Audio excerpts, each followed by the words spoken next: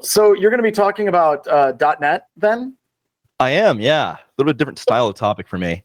This is like all the cool kids are into like C# and .NET these days. I know, right? That's the thing. So I normally like actually, if I jump way ahead, I've got a slide that's about imposter syndrome, specifically related to this kind of thing. Because like you were saying, all the cool kids are just diving into .NET. It's .NET this, .NET that, .NET assemblies. What the heck is a .NET assembly even? Read the Microsoft documentation on that. And you're like, well, I thought I knew what one was, but now I know that I don't know what one is. What the heck is going on with all of that? And then you got people like Marcello or Byte Bleeder out there. You're trying to figure it out. And then he's using like Boolean to embed .NET and C# inside of, Python, inside of Boolean, inside of C# and like 19 layers deep. And you're like, I'm screwed. It's kind of hard to get started. And I don't think it's as approachable as something like a Python or even a PowerShell. It's kind of tough to jump in. Yeah, and so I think it's actually the biggest misconception with it to begin with, because you've got people like, I guess I'm part of the problem on this one.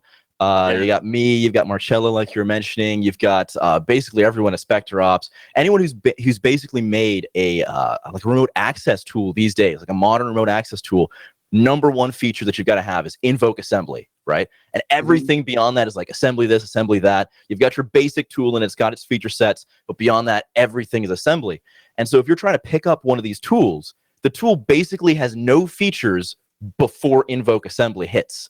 And so as a result, you're trying to figure out what assemblies are, but you're trying to figure out what an assembly is in the context of command and control infrastructure, C2 profiles, different C2 tools that you may be trying to use at the same time. And like, well, this tool sucks because it's got no features, but actually those are all, behind the curtain that is the .NET assembly. And then you've got all these projects as well that are absolutely fantastic, like Seatbelt and Sharpsploits. And the list just goes on and on and on. Heck, Inve is now in assembly as well. It's absolutely fantastic. But if you're new to this, or if you even heard all of these terms, still putting all of those things together in the context of an actual engagement, man, that's a bridge too far. Not because an assembly is hard, but because we don't actually think about them on their own. We think about them in the context of a red team. And that's tough. Absolutely. Well, with that, I think that's a good introduction. Tyler, once again, thank you so much for joining. Corey, I hope I gave you a little bit of a break for one of the transitions here. And Dan, you going to hang around a little bit more? All right. I'll be on, but I'll step away. Yes. All right, rock on. All right, Matt, it's all you. Take it away. Outstanding. Well, hello, everyone. And I've already told you my entire talk in 3 minutes. So here we go. That was the elevator pitch. Please invest. I'm kidding. We're going to talk about .NET assemblies. This is a very different style of talk than what you probably know me for if you've ever seen me give a talk. It's because I like to give talks on things that are esoteric and cutting edge, quote unquote. But this one's going to be really focused on things that are applicable in the here and now that you can actually go out and do and that you want to do. My name is Matt Toussain. I am an information security practitioner, if you will, hacker, quote unquote. I used to be in the U.S. Air Force. I suddenly figured out that my life has meaning, and I left the U.S. Air Force. I'm kidding. I'm totally kidding. If you're a fellow service member, hello. I married a Marine myself as well, so hoorah on that jazz too. Used to be in the military. I am an ailing vet, and now I'm out. Thank goodness. I worked at Black Hills for a little while. I like to say that John Strand saved me. I was like an adopted puppy over there for a little while. Then I did a little work at CounterHack. I became a SANS instructor throughout this entire time. I'm the author of the Security 460 class, and I'm currently writing, this is a secret, the Advanced Red Team course for SANS, which is 665. We're hoping to get that out before the end of the year.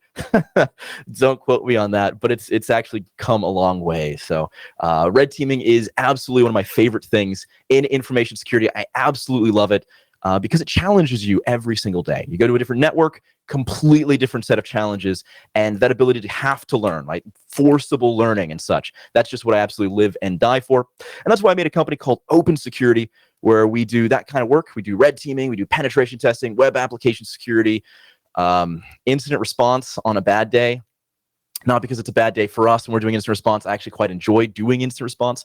I like to say that my job is to say to people that it's going to be okay whenever I'm in IR. And that is my job, absolutely. Say it's going to be okay, we'll get you through this. But it's always a bad day for them when you show up. Nice to be the hero, though. Okay. So in information security, we've got this imposter syndrome problem. Yes, I'm a SAN instructor. I talk to cameras for a living, especially in 2020 and 2021 days. My best friend is that lens over there, or maybe that lens over there. Depends on the day, depends how we're feeling. We're gonna get jiggy with it. Yeah, okay. But at the same time, look, in information security, this is a problem that I've always had as well. Like when I'm giving a conference presentation, I want it to be on something that I did the research for, or on some tool that I developed and am releasing. And that's fine and dandy, but there's two issues with that. First off, the primary issue is, hey, look, is that going to be applicable to the people watching who are real folks who do this work on a day-to-day basis in the here and now? Maybe it's going to be a game changer over the next 6 to 8 months, but is that useful here and now? And I think that we got a little problem there with InfoSec conferences where we're talking about things that are going to change over the course of time, or that are high level and big, as opposed to, hey, I got to get work done today and tomorrow, and then the day after I got to write my report. What are you going to tell me that's going to be useful at that specific time? And I think that kind of conference presentation, honestly, is more valuable for most people most of the time. At the same time, we've got this imposter syndrome as presenters, like, oh yeah, I've got to say something that's game changing. And I think that if you're looking at a presenter who's giving that kind of presentation, like mine kind of was at the last Wild West conference in Reno, it's like, hey, somebody asked me, like, hey, so would a red teamer, would you really want to do that right now? I'm like, well, no, not necessarily. I'm like, well, okay, how valuable is that?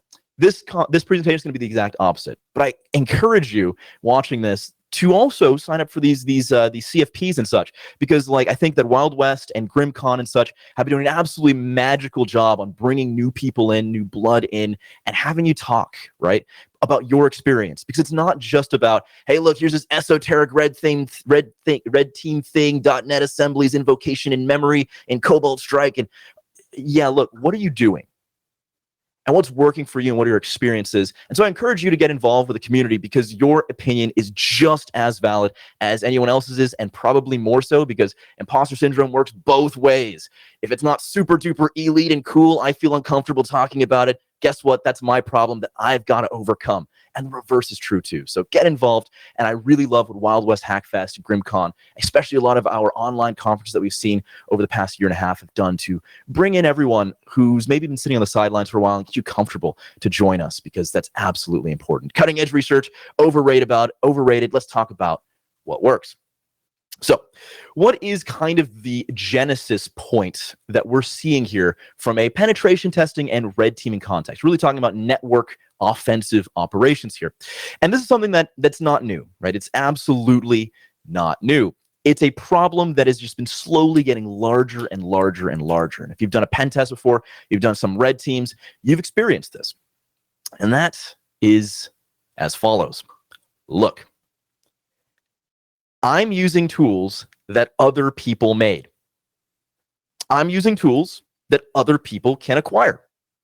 And if I have to fight network defenses, those network defense vendors can also acquire my tools, and they can orchestrate defenses against them. Should those defenses not be doing that? No, that's not what I'm saying at all. Absolutely. Cobalt Strike should show up as malware when your EDR discovers it. Why? Well, attackers are using it too. In fact, I was looking at a Twitter post just this past week from someone, and it was just this big tirade, like speaking from a mountain top about how bad Cobalt Strike is for the world and how they should be ashamed of themselves for releasing this tool, because attackers are using it to do real damage to real organizations today. And to be fair, that statement is correct. Do attackers buy legitimate tools that we as offensive security operators leverage in order to attack environments and do ransomware? JBS 4.3 million in Bitcoin. Yay, DOJ for recovering that. Funny story, if you don't know the full circle of that. Actually, not JBS in this case. JBS did get ransomware as well, their meatpacking plant. But the one I'm talking about is Colonial Pipeline, right? So Colonial Pipeline got hacked really, really badly. Ransomware, they're like, oh, we did all the best practices. Yeah, best practices don't keep you from getting hacked. That's not how security works. And then long story short, DOJ's like, we recovered the Bitcoin. We recovered the money back. That'll teach these hackers what to do and how, crime doesn't pay. I'm sorry to tell you this. And I know that we've been indoctrinated by like Cartoon Network for years and years and years. Crime doesn't pay. Guess what? That indoctrination doesn't hold true. Crime pays up the wazoo. It absolutely does. So how did the DOJ get the money back? Guess what? Those attackers, they left the Bitcoin in an American, US-based Bitcoin wallet because like, oh, this is making a lot of news and our country might actually do extradition on us in this case, and I don't want to go to jail. So $4.3 million is not worth it. When you've got hackers who are like, 4.3 million isn't worth my time, shh, that's when you know you've got a problem. That's when you know that's when you know you've got job security, right? And we absolutely do. Now, do these cyber criminals use Cobalt Strike? Absolutely. Dark side, absolutely in their TTP set to use what we call commodity malware like Cobalt Strike. So yes, we do want to see our antivirus vendors labeling these kinds of things as malware because hopefully that's going to give us some degree of baseline resilience in our network from a security perspective. But consider this. If I'm an adversary and I stand to gain millions of dollars for a successful compromise, might I consider engineering my own tools? Yes, absolutely. Most certainly. I will do a lot of work for $4.3 million. I'm just saying. Now, I won't do the illegal work for $4.3 million because I don't want to go to jail, amongst other reasons, I suppose. But I'm willing to put a lot of effort on the table for that kind of money. And so if you don't have the moral compass that's stopping you from doing criminal activity, are you still also willing to do a lot of work for money? Hey, I'd hate to tell you this, but cyber criminals are people too, and they've got to put gas in the tank just like we've got to put gas in the tank. It's just they might be putting it in a purple Lamborghini tank, and I've got a, what do I drive? Well, I don't drive. I lost my driver's license at the last Deadwood Wild West Hackin conference, and I just never bothered to replace it. And then we had this pandemic thing, and I still didn't bother to replace it. So I actually haven't driven a car in a couple of years.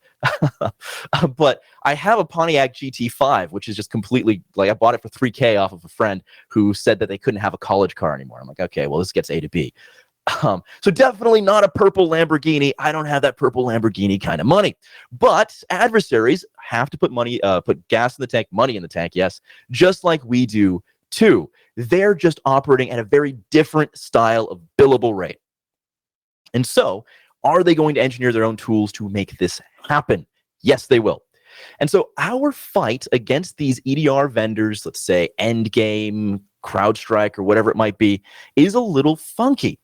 Because we need to make sure, at the very least, baseline level, that our clients, whoever we're doing red teaming for, are not getting a false sense of security because we failed, right? If we fail, but the attacker succeeds, like the defenses weren't even there, that's on us. That's a big, big freaking deal. That's a problem. And so we need to be at least as successful as the attackers if we want to identify what the risk is in the enterprises that we are charged with the security of. But unfortunately, all of our tools are tools that the defense vendors know about. And the attacker tools, I mean, they're not uploading these things open source and free. Those things are worth millions of dollars to them. They're not uploading them straight to the internet. I mean, they might accidentally do that. Poison ivy. We do see attackers make really dumb mistakes all the time, but they're not doing that on purpose. Most assuredly not. And so this is a different context here. And even if we're talking about commercial tools, Cobalt Strike, right? We pay a license for that. Guess what? If I'm CrowdStrike, I can also buy a license to Cobalt Strike, reverse engineer that, and make signatures against it. And probably I should be doing this too. But that means that as operators, we have to perform beyond, or at least the same level as attackers, using tools that have a lot more oversight on them. So AV is after me, yes. Antivirus is after me. If I'm a vendor or a company, let's say that I am Ernst & Young or whatever it is, and I want to decide if I'm going to use Carbon Black or Cylance or whatever it might be, right? I might say, okay, does it detect X, Y, and Z? Pen testers, come over here. Come over here, pen testers. Cylance is on that one. Carbon Black's on that one. Which is harder for you to go after? They're like, well, that one caught all of my tools. It caught Metasploit. It caught Cobalt Strike. It caught Merlin C2. And that one missed one of those. Well, this isn't real, right? This is not reality because attackers have their own tools on top of that. If I was an antivirus vendor, number one thing that I want to do if I'm going to get sales is I'm going to go after all the tools the pen tester's using because it makes me look really, really good. So understanding this is the first step. And this is a problem that we've started to come to realize over the past almost 10 years now or so as offensive operators in information security. This is not a new thing. But what has been emerging over those years is different processes in order to combat this issue. Because we recognize, hey, false sense of security, that's not good. That's always going to be bad. So if I want to avoid that, or if I want to bypass that, what kind of things might I consider doing in order to be able to operate at the same level as the attackers and provide that value to the organizations that we're testing? AV is after me. What do I do about it so that I'm not providing a false sense of security to these organizations?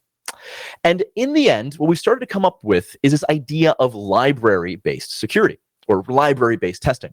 So if I know that my backdoor, I've released a couple backdoors at different cybersecurity conferences, my backdoor is going to get a signature for it in Windows Defender. Oh, crap, dang it. They're taking my tools away from me. So now I have to make another backdoor. This takes a lot of time. A C2 tool takes a decent amount of time to build. But should it? Should it actually take a lot of time to build? Well, of course, what is my tool going to do? What do I want my tool to be capable of doing? All right, I need it to do command and control, so I'm going to run it on a system, and I need it to be able to call back to me so that I can communicate with it and tell it to run commands. Okay, what commands? dir, ls, change directory? Well, no, I need it to be able to do some post-exploitation stuff. I want to dump password hashes so that I can crack them on my local machines or on my cracking rig, right? I want to be able to do lateral movement with maybe WMI. I want to be able to dump the LSAS, local security account subsystem service, processes memory and then pull out local credential or plain text credentials from that with Mimikatz. I want to do all this post-exploitation stuff. So I got to build that into my backdoor, right? Well, traditionally, the answer to that is yes, absolutely. We would take these different backdoors, Metasploit, Meterpreter versus X, Y, and Z, and we would basically look at them and interpret, hey, this tool's got these features, and this tool has more features, so I'm going to pick this tool over that tool. And this is a fatalistic way to do malware design, if you will, remote access tool design. Because what it means is, as soon as you've got signatures for your tool, as soon as you got the best tool in the business, it's the Metasploit Meterpreter, and antivirus is all over your beans, right? They're all over you. Suddenly, that tool capability is taken away from you, and now what do you do? Which is very heavily with Cobalt Strike. Cobalt Strike being one of the most heavily used red team attack tools, red team operation tools out there. Absolutely, great tool. But if I'm a vendor, that's the tool I want to target. And I've seen many red teams go out and they're like, hey, look, we know how to use Cobalt Strike. This is where our expertise lies. And so if they're doing an engagement, I've actually seen this with some very, very well-known Cobalt Strike experts, and they're doing an engagement, but maybe Endgame is there, and Endgame's just spent $1 billion. These companies have a lot of money, a lot more than our offensive operations toolkits companies do. So $1 billion, whatever it might be, on detecting that one thing, they're going to spend like 90% of their time trying to get Cobalt Strike to work in this one environment so that they can then start their red team. That is a terrible place to be. A terrible, terrible place to be. Alternatively, what you might consider doing instead is having a tool that can run other tools, can run other systems, some other libraries of functionality that we actually want to accomplish. And this is where this idea of post-exploitation library really started to come about. Started with PowerShell specifically. It's like, okay, I got access to a system, and now I'm going to pull in PowerSploit or pull in PowerView and use those as my post-exploitation libraries. So it doesn't matter if I'm using PowerShell Empire or if I'm using Metasploit Meterpreter. Either way, both of these systems can run PowerShell stuff, and I can pull in PowerView, pull in PowerSploit, and that same set of post-exploitation libraries exists. Now, Microsoft has done an amazing job with anti-malware service implementation, PowerShell script block logging, particularly like PowerShell's version 4 and PowerShell version 5, and its integration with both Active Directory, group policy objects, and App Locker to give you the amazing, just amazing built-in default capability of controlling, locking down, and monitoring utilization of PowerShell in your environment. I think honestly, it's the most secure scripting language on the planet today. And that's not, is it exploitable, binary buffer overflow? That's not what I'm talking about. I'm talking about you can have PowerShell enabled on your environment, and you'll have an attacker who's really, really sophisticated, knows what they're doing, and they're looking at PowerShell and saying, I ain't touching that. I ain't touching that. If I'm doing a red team for an organization and I know that they are good at what they do, I'm going to look at PowerShell and go, I'm not touching that. That's a trap, right? It's a trap. Yes, PowerShell, an organization that knows what they're doing, is a trap. That's all it is, which is fantastic. Well done, Microsoft. So we've got to move on. We've got to iterate to something else. And so we're looking at these other kinds of libraries. Let's say Python. Maybe I'm using Impact, and Impact has a lot of capabilities for post-exploitation in Python, doing things like WMI, PSExec, those kinds of things. And so you might have a piece of malware that has a Python interpreter compiled into it so that you can just grab down Impact it and execute that through your underlying code. And this is exactly the idea that most remote access tools are based upon today. This is absolutely the vector that the industry has taken, and for a good reason. So instead of building all of this stuff directly into my code, how about we have these different libraries of post-exploitation opportunities, and we have code that has the ability to run things from different sources. So I take a Python compiler and I compile that into my actual remote access tool. Or I take my remote access tool and I give it the ability to invoke a .NET assembly. And that one specifically is what the industry has most assuredly focused in on. .NET assembly-based post-exploitation for command and control tools. So you're looking at a remote access tool today. The number one feature that these tools are focused on is invoke assembly. Or in the case of Cobalt Strike, they name it execute assembly. Same thing, same idea.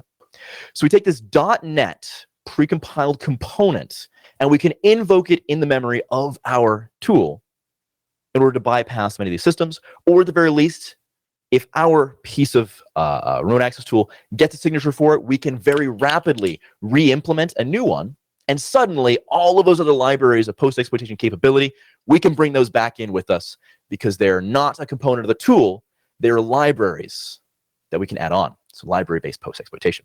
And .NET has been the focus for the Red Team community here. And so there's not just .NET. You've got things like PowerShell-based. That was the first, the OG, if you will, so PowerSploit and such.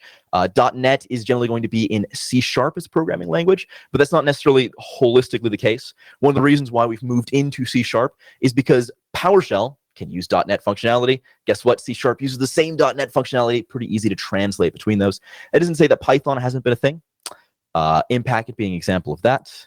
And of course, if I want to pull down, let's say, credentials, the SAM database hashes or whatnot on a Windows system, you could theoretically do that with local binaries, living off land binaries and scripts that exist on that system as well. So you might look at a piece of malware like Chaotic. Chaotic is a JScript.js style of malware, and it pulls down the hashes by interacting with the Windows registry using built-in Windows tools in order to grab that information back. These are different techniques, right? A technique to do this with C#, a technique to do this with Python, a technique to do this with built-in binaries and scripts, a technique to do this with PowerShell.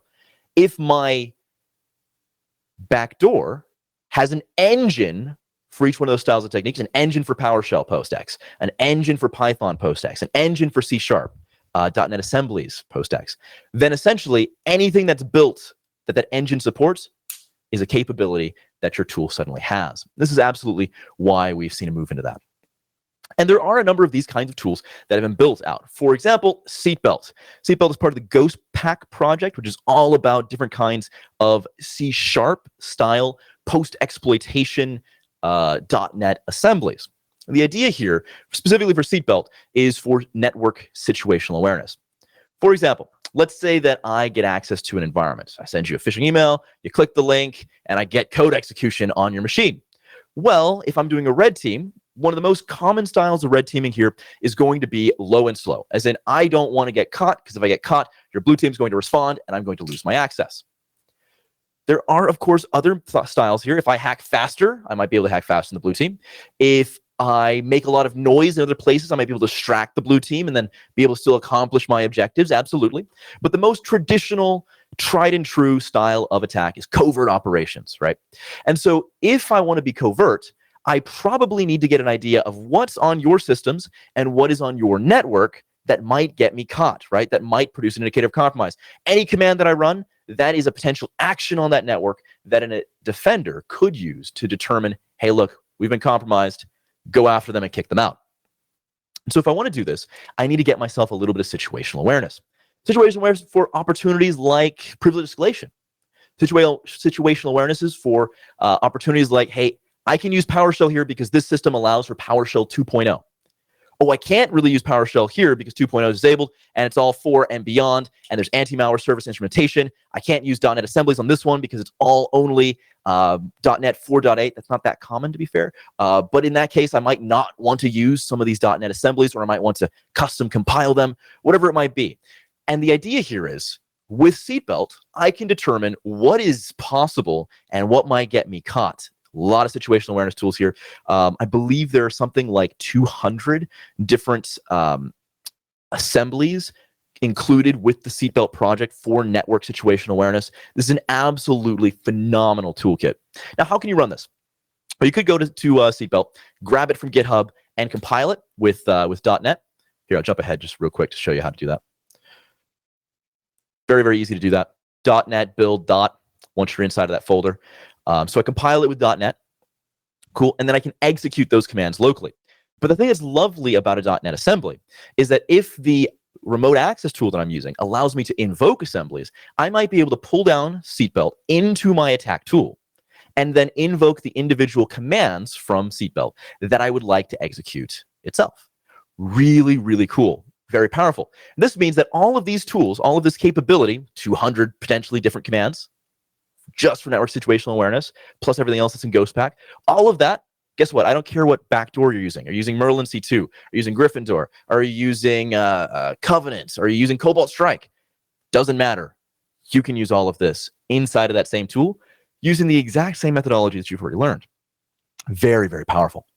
Then there's more than just Seatbelt, of course. The industry has really moved into this space. Inve, this is actually very, very new. So Inve is traditionally a PowerShell toolkit. There's now something called Inve 0, which is overtaking in the main Inve, and will be the primary Inve into the future. This just came out like 2 months ago or so. And that's a full port, essentially, of PowerShell's Inve into C# .NET assembly-based Inve. What is Inve? All right, said that word a bunch of times. What is it? It is a tool that allows you to do all kinds of network-based attacks. So let's say that you are in an environment and you're looking around as a red teamer. Maybe you're looking for a password.txt file because you're hoping that somebody made a really bad mistake, and you can use that for lateral movement. And it turns out, shucks, you came out dry. None of that easy stuff is working out. Easy peasy, lemon squeezy, not this network. We got to do some more stuff. So what you might do is you might do something like NTLM relaying attacks, or you might try to poison NTLM, acquire a net NTLM v2. It's a network authentication exchange hash, and then try to pull that down and use that for offline password cracking, so you can crack it really, really fast. Now you've got a credential, and you can use that for lateral movement. All of these kinds of man-in-the-middle, site-to-site, and such style of attacks, they're all part of Inve, and they are an amazing set of capability to have as part of your toolkit. Now, that said, there's a big downside to the traditional way of doing many of these styles of attacks. So there's two big tools that we use for this thing. That is Inve, which was originally PowerShell, but is now also C#, and it is Responder. Yes, Responder. And Responder is Python. Well, if you want to use Responder, let's say, and Responder is really the OG here. If you want to use Responder for these kinds of network-based attacks, you have to have Python. And not all of the things work on Python Windows, so sometimes you might need Linux. But at the very least, we got to install Python. Does that mean you need to have admin access to the system already? Oftentimes, when we get access to a system and we want to do privilege escalation or something like that, we might not get that opportunity from the local device. So we turn to the network. But in order to access the network, maybe we have to have capability on the local system that already requires admin. Yikes. That can be very painful. And in the case of Inve, since it's more Windows host-based resident, we often don't necessarily need that level of capability. So very, very, very useful set of techniques, particularly if you ever get stuck in red teaming. Boom, Inve. But now we don't have to worry about, is this kind of capability built into my tool? Because if I'm parsing through network packet capture data, my tool's probably got to be the thing that does that. Hey, in the case of something like Inve, invoke that as assembly, and suddenly that's all capability feature set that is existing inside of my already used attack tool. Could run this through Cobalt Strike, could run this through any number of other things. And so what is a .NET assembly? This sounds like I'm, preaching it, right? Oh yeah, .NET assemblies, turn to the word. They're the best thing you've ever heard since sliced bread, snake oil, and that stuff too. What is a .NET assembly? So if you go to Microsoft documentation, I'm going to read this because it's directly their documentation. Assemblies form the fundamental units of deployment, version control, reuse, activation, scoping, and security permissions for .NET-based applications. Okay. Thanks, Microsoft. So what's a .NET assembly? Because that didn't tell me much of anything. So what is a .NET assembly? It's actually pretty straightforward. It's really, really basic. Have you ever seen an EXE? You ever seen a DLL? That might be a .NET assembly. This right here, hello world in C#. Very, very simple. Set up the namespace, give it a class, and then call whatever functionality you'd like to do. Compile that sucker. What do you have? You have yourself a .NET assembly. So let's take a look at this. Let's say that I have something like VS Code here. Okay, so I've got a very, very small, short but sweet C# program. Okay, if I were to compile this, I get an executable. Very, very easy to do that. Let's see, what folder am I in? This here, for instance, though, by the way, is VS Code. Just a IDE, really, really handy one, particularly for C# stuff. And it also includes a terminal built into it. I'm using the terminal here. There we go. And here in the terminal, I might just do something like .NET run, and then the thing that I'm trying to execute, like so. And this runs my little hello world program. But what it also does, and you can also do build instead of run if you'd like to, if you don't want to run it in real time, you just want to build it, build the executable. What it also does here is it'll open up this bin folder, and inside of that bin folder, it'll create some files. One of these files is a DLL, and one of these is an EXE. I could have compiled to either of these. In this case, just compiles to both. Both of these are what? They are .NET assemblies. It says, Microsoft documentation here says that a assembly is the fundamental unit of deployment. That is a very long form way of saying you can grab this thing and deploy it on its own. If it's an EXE, well, I could go in here, open up that EXE, and I could just run it. Presuming I can find my mouse. All right, so I can just open up a little command prompt window here.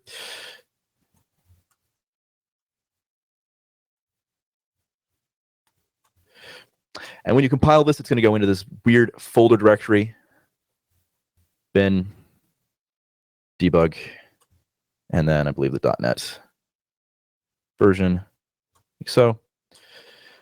And here's my assembly. If I were just to execute it, it runs. That's all it is. It's a fundamental unit of deployment that involves .NET code inside of it. So here I've just got a basic hello world program. Now what about DLL versus EXE? A DLL I won't be able to execute directly on the command line like I did here with the EXE, but I could make any program reference and then invoke the different classes inside of that given DLL. So if I were to package this as a DLL and then just grab that in the memory space of my attack tool, let's say, I could invoke then any of the classes through the CLR. CLR is a common language runtime in Windows systems. Now, why is this important? It's important because there's a lot of different ways to do assemblies. For example, for example, there's a lot of different ways to deal with this. If I want to invoke an assembly, it does not have to be in a Windows resident language. It doesn't have to be C# code. It doesn't have to be VB. It can be anything that can commune with the CLR, with the common language runtime. And that is any language. That is everything. Everything can do that. So that means if I've got a piece of malware that's written in Go, and if we have time at the end, I'll show you a piece of Go malware that can invoke assemblies and such too. Then I can say, hey, grab me that stuff. I'm going to commune with the CLR, and I'm going to execute that assembly as well. So it doesn't really matter what the fundamental language is. For example, if we look at Merlin C2. Merlin C2 is a command and control tool, really, really nice one, actually, I find. And it has the ability to execute assemblies. What is it written in? It's written in Go, Golang. Could you do this in Rust? Absolutely. Could you do this in anything on the planet, on the sun? Yeah. For example, look at this one. This here is a backdoor that I released at DerbyCon a number of years ago, back when that was a thing. And this is a tool called Gryffindor. Now, Gryffindor leverages something called .NET to JavaScript Oh, shucks. I thought I had a tab queued up for you there. I think it's in my other window. Let me pull it up. So .NET to JScripts by James Forshaw. I swear I had this up somewhere. And what this does is it takes some kind of assembly and it turns it into JScript. JScript is essentially Microsoft's variant of JavaScript. And then it'll take that JScript file, and the JScript file will invoke this assembly in memory to execute some class that you choose to do. And if we look at the example assembly that James Forshaw has put out there for you for your reference, guess what this looks like? This looks a lot like that Hello World program we just saw, right? These things are not that difficult. It's very, very straightforward. If I'm going to create some new technique that I want to do, I'm not saying it's like a novel technique or it's brand new, nobody's ever done it before. This technique is something very simple. I want to use C# to pull down the users in Windows Active Directory. Okay. Is that unique? No. But maybe the tool, PowerView, that I would typically use for that gets triggered by antivirus. It triggers EDR. So I want to do this, but the way that I want to do it doesn't work. Or at least if it does work, I might have to do a lot of extra work on that in order to bypass EDR or whatever it might be. What if I just come up with a couple lines of C# that do this? Can I grab that, plop it into my existing tool, Cobalt Strike, whatever it might be, and have that functionality without having to bypass EDR? Yes, you can. Absolutely, you can do this. Because these assemblies are very straightforward. They're really easy. All we do is put in whatever code it is that we're trying to run right there. Whatever it is, right there. And then we can invoke that. Now, we could compile this as an assembly, invoke it via something like execute assembly in our tool, or we could do something like what .NET to JScript provides. And this here is actually a C# tool that will take any compiled assembly. Remember, an assembly is a fundamental deployment set of code. So that means it's a little compiled piece of code, like a DLL or an exe. This will take any of those fundamental units of deployment, turn it into a plain text file, and allow you to execute it. For example, let's take a look at the examples here of what this will produce. Let's see here. Yeah. So here's got a couple templates that show you what kind of thing is going to be produced. For producing this .NET to JScript into JScript, what it essentially does is it will take the whole thing, plop it here as a base64 encoded variable.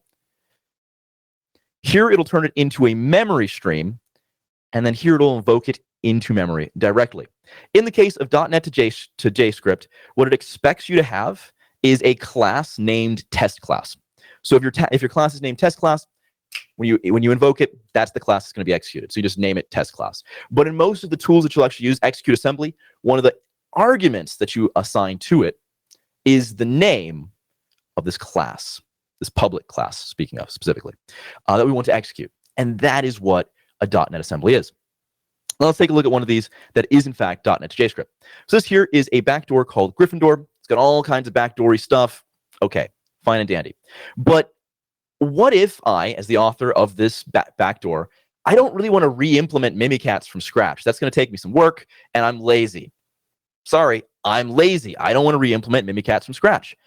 Somebody else already made it. What could I do in order to maybe get it bypass antivirus and get it to be one of the post-exploitation capabilities of this piece of malware? Well, I could take that assembly, Mimikatz is an assembly, and I could .NET to JScript it. Hey, look, this looks like the .NET to JScript code, right? And then I could take the whole piece of Mimikatz. Actually, in this case, it's not Mimikatz. This is Sharpsploit. So could do the same thing for Mimikatz. In this case, it's Sharpsploit. So take the whole of Sharpsploit, turn it into a base64 encoded object. Oh, yeah. That's nasty, right? Look how long that sucker goes. That's because it's an assembly. This is binary code. And then with .NET to JScript, suddenly this backdoor has all of the capability that is in Sharpsploit built directly into it. And any assembly that's in there, we can invoke by name of the actual class. And this is one of the primary features that we're seeing with remote access tools that are being created today. So if you're the creator of a remote access tool, one of the first features that you do, essentially the first features that you do are like C2 profiles, upload, download, run a command, and then invoke assembly. Like that's your 5-step checklist to building a backdoor. Because as soon as you have invoke assembly, Sharpsploit is part of your post-exploitation library. Inve is part of your post-exploitation library. Seatbelt is part of the post-exploitation library. So if you're dealing with tools right now, and you're spending a lot of effort, a lot of time trying to get around antivirus, guess what? You could just build the framework for a piece of attack code and leverage all of that post-exploitation capability. All you've got to do is the invoke assembly part. And here we see that with .NET to JScript. Also with .NET to JScript, here I've got it embedded in a piece of malware, but this piece can also execute on its own. So this will turn into a flat .js file, as you can see here. And JavaScript on Microsoft runs by design. Like it just executes. Why? That's a great question. Why does Microsoft say that you can just double click on it, it'll run? Check this out. This is a piece of malware that I released at DerbyCon, by the way. So everyone knows about this. There's totally antivirus signatures for this. Windows Defender is turned on. Let me double click on this sucker. You see any warnings, any pop-ups, any issues? No, nothing. There used to be a Windows Defender signature for this sucker, but it was such a bad signature that Microsoft actually removed it from Windows Defender. Oh, man. Security, why do we even try? But this has, of course, all of Sharpsploit. And in fact, the thing we just executed is now running in memory with Sharpsploit in memory. And there's no warnings, no indications, any of that stuff. Why? Because we're invoking it as an assembly with a different wrapper. In this case, it's Gryffindor, but it could be Covenant, it could be Marauder, it could be any number of backdoors out there. Go to the C2 Matrix if you're interested to see a large number of those things. Really great analysis from that team on those. Let's see here. All right, and then to execute or to compile an assembly, of course, .NET build dot, that'll dot stands for your local directory. So you just download something like Inve, CD into its directory, .NET build dot. You've now compiled that. You've got it standalone. Because all of the assemblies, they can execute standalone as well. Invocation in memory is the elite way to do it, but guess what? Elitism does not matter. What matters is how effective we're going to be. Does it work in our actual red team engagement that we're performing? And if seatbelt.exe is getting the job done for you, don't worry about invoking it inside of the actual piece of malware. It's still getting the job done. So most of these things, they'll create themselves as some kind of fundamental unit of deployment as an exe, or you can make it as a DLL where you call the actual classes directly. World's your oyster. Whichever works in your circumstance, you can absolutely use. And that flexibility is why assemblies, I already did the demo, why assemblies are so darn powerful. And here we're seeing that exactly being performed through one of the most common tools here. This is Cobalt Strike using the execute assembly. Here we have on our local system a fundamental unit of deployment. In this case, it's internal monologue.exe. And then we just run that sucker. Boom. Is this part of Cobalt Strike? No. Can we execute it through Cobalt Strike? Absolutely. And so if you want to be a developer in the information security community and you want to share your techniques and such, all you have to do to get everyone else to be able to use them without changing almost any of their TTP is wrap it just like that. That's it. Why is the information security community so hell-bent on assemblies today? Because they work. And they work in all the tools that we already have and have been using. Alrighty. Well, that does actually bring me within exactly 1 minute of my end time. So patting myself on the shoulder here. Good job, Matt. Way to go. We're ready for questions. If you got any questions, I'm happy to field them. Let me know. Fire away. Am I still hiring? The short answer is we're always hiring. The long answer is I just hired 2 new people. Potato, potato. Yeah, I'll throw it out there too. Matt did an awesome talk at Wild West Hackin Fest Reno about how to keep the blue team busy and really mess with their minds while you're staying hidden. Where can you learn more? Well, okay, I'm gonna do 2 pitches here. Where can you learn more? That's just like bait for me right there. I'm writing a course on red teaming called 665. As soon as that course launches, you should join me and we're gonna have a good time. Okay, Sans, get off. Go away, Sans. In conjunction with the big 665 course that I'm writing for Sans, I'm actually releasing a lot of that material for free online. So like follow Open Security or me on Twitter, because one of the nice things about Sans is that the course authors and such, we don't work for Sans, right? I'm not a Sans employee. So the class belongs to me, which means I can just give away chunks of it And that's exactly what I'm doing. So on my YouTube channel, I've got like short videos that are all on chunks of stuff that I've been working on for 665, red teaming focused things. You might see me do Tactics Tuesday on Twitter every now and then. I might short like 1 or 2 minute videos on something like this. Yeah, I'm always just throwing stuff out. So where can you get more from me? That's a place you can get it for free. Absolutely. As far as red teaming in general is concerned, oh yeah, here's a great one. I occasionally do workshops with SANS as well, and those are also free. You just join them. There's like 2-hour hands-on workshops with labs, and so I've got this big range in the cloud that I've been building and working on. That's also 665 related, but you can join those for free, and I do those like twice or maybe 3 times a year. Probably more common as we get closer to launching 665. So if you see those, jump on. Because it's not just lecture there, it's actually like real hands-on material, and you have access to your own personal lab range in the cloud. So I think that's a pretty good resource. I know a lot of people have liked that in the past, so you are more than welcome. Hey, GonzoSec asked, how much C# do you need to know to be effective at this? 0. Absolutely 0. So what's really interesting about C# is that C# is not important at all. What is important is .NET. So if you look at, say, PowerShell, PowerSploit, let's say, just say you open up PowerSploit, and you compare it to Sharpsploit, right? You look at the same exact module in PowerSploit versus Sharpsploit. The code is almost exactly the same, because all that C# and PowerShell are literally like the boundaries that are wrapping the actual .NET functionality. So what you actually need to know is .NET, not C# or PowerShell. I mean, it's like where do you put the curly braces in PowerShell versus where do you put them in C#. That's about as much as you need to know in C#. So it's not difficult at all. However, the .NET stuff is a little bit more interesting. If you're Googling Microsoft's documentation, I hate to give Microsoft props or something like this. In fact, I always hate MSDN most of the time. But Microsoft's documentation on C# is really solid. Like, it is really freaking good. So how much do you need to know to get started? Almost nothing. Like, truly, almost nothing. It's very, very, very approachable.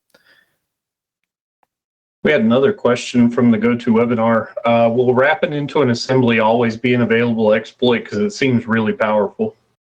That's a great question. I love that you asked this question. So I mentioned at the very beginning of the talk that a lot of the times when I'm talking, I got a little bit of imposter syndrome, so I want to make it more elite than is actually relevant today. And so a talk that I gave at Deadwood, actually, my last talk at Deadwood, was about where we're going after .NET assemblies. And a lot of what I was saying there has turned out to be true. Specifically with .NET 4.8 and beyond, we're seeing what we call .NET introspection. That means Microsoft is actually implementing anti-malware service instrumentation to look at what's going across in .NET and determine whether or not that is safe or risky to use. So is .NET going to be a free lunch forever? No, absolutely it is not going to be a free lunch forever. In fact, I think .NET's time is limited. I think it's going to be like 5 or 6 years left, just like it was with PowerShell. Again, this is way in the future, so I'm predicting here. But so far, we've seen that .NET instrumentation and introspection already happen. So is Microsoft going to do a good job with .NET like they did in PowerShell? I mean, if you use PowerShell as a red teamer and the defenders are looking, you're going to get caught. I think that same thing's going to hold true for .NET as well. What is not going to happen, though, is the old stuff. So the reason I love myself some JScript is because Microsoft put that into Windows at the kernel level back in 1995. 95, right? Microsoft is not going to go back in time and start adding new features to something they abandoned in Windows NT, but still have. They're not going to do that. So that's going to be a free lunch forever. What else? Win32 API. So if you're looking at nation-state-based malware, like let's say the NSA, they will often not be using something like Windows .NET, but they are still using that same kind of DLL based like reflective loading style of technique, which is much more complicated to write in. I mean, C code is just a nightmare. C is just absolutely miserable. But it is very unlikely that we're going to see Microsoft put significant instrumentation at the kernel level in real runtime that'll analyze that and look to see if it's malicious or not. So are there free lunches that are probably going to be around forever? Maybe not forever, but for a long, long time. JScript for sure. Win32 API based straight C code, yes, absolutely. And we're seeing nation states use that as opposed to using C#. That said, it takes me an iota, like 1/1000th of the amount of time to implement really good red teaming techniques in C# versus, say, just straight Win32 API C code. I can actually make some of these like modules in C# and then invoke them in my malware like in the middle of a test. So maybe doing like a week or 2 week long test. In the middle of that engagement, I can implement a brand new feature and go to town with it. no chance through that Win32 API. So pros and cons, I suppose. Well, hey, thanks, Matt. So if you have any other questions for Matt, feel free to throw them in chat. I'm sure you'll be sticking around a little bit to answer some more questions. Is that right? Absolutely. Absolutely, yes. Well, hey, awesome talk, man. We appreciate it. My absolute pleasure. Everyone have fun and happy hacking. That's how it goes.